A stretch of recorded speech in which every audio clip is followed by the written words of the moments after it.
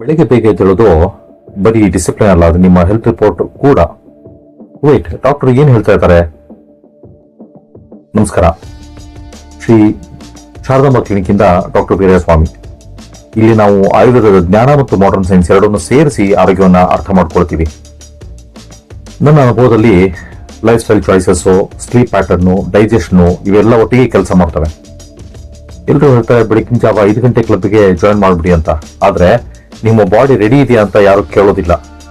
Discipline ಮಾತ್ರ ಸಾಕಾಗೋದಿಲ್ಲ, ದೇಹ balance ಇದ್ರೆ ಮಾತ್ರ ನೀವು ನ್ಯಾಚುರಲ್ ಆಗಿ ಬೆಳಿಗ್ಗೆ ಬೇಗ ಎದ್ದೇಳ್ತೀರಾ. ಒಮ್ಮೆ ಯೋಚನೆ ಮಾಡಿ, ಅಲಾರಾಮ್ ಇಲ್ಲದೆ ನೀವು ಎಷ್ಟು ಗಂಟೆಗೆ ಎದ್ದೇಳ್ತೀರಾ? ಇದೇ ನಿಮ್ಮ ಬಾಡಿ ರಿಯಲ್ ಆನ್ಸರು. ಆಯುರ್ವೇದ ಹೇಳ್ತದೆ, ಪ್ರಾಮಿ ಮುಹೂರ್ತೆ ಉತ್ತಿಷ್ಠೇತ್, ಅಂದ್ರೆ ಐಡಿಯಲಿ ಅರ್ಲಿ ಮಾರ್ನಿಂಗ್ ರೈಸ್, ಅಂದ್ರೆ ಫೋರ್ಸ್ ಮಾಡಬೇಕು ಅಂತ ಎಲ್ಲೂ ಹೇಳಿಲ್ಲ. ದೇಹ ಬ್ಯಾಲೆನ್ಸ್ ಇದ್ರೆ ನೀವು ಸ್ವಾಭಾವಿಕವಾಗಿ ಎದ್ದೇಳ್ತೀರಾ. ಹಾಗಾದ್ರೆ ಪ್ರಾಬ್ಲಮ್ ಏನು? ನೀವು ಲೇಟ್ ಆಗಿ ಎದ್ದೇಳ್ತೀರಾ ಅಥವಾ ನಿಮ್ಮ ಬಾಡಿ ಡಿಸ್ಟರ್ಬ್ ಆಗಿದೆಯಾ? ಸರ್ಕ್ಯಾಡಿಯನ್ ರಿದಮ್ ಡಿಸ್ಟರ್ಬ್ ಆದ್ರೆ, ಲೇಟ್ ನೈಟ್ ಸ್ಲೀಪ್ ಆದ್ರೆ, ಮೊಬೈಲ್ ಯೂಸೇಜ್ ಜಾಸ್ತಿ ಆದ್ರೆ, ಸ್ಟ್ರೆಸ್ ಆದ್ರೆ, ಅಲಾರಾಮ್ ಹಾಕಿದ್ರೆ ಬಾಡಿ ರೆಸ್ಪಾಂಡ್ ಆಗಲ್ಲ. ಅದು ಡಿಸಿಪ್ಲಿನ್ ಇಶ್ಯೂ ಅಲ್ಲ, ಅದು ಹೆಲ್ತ್ ಸಿಗ್ನಲ್.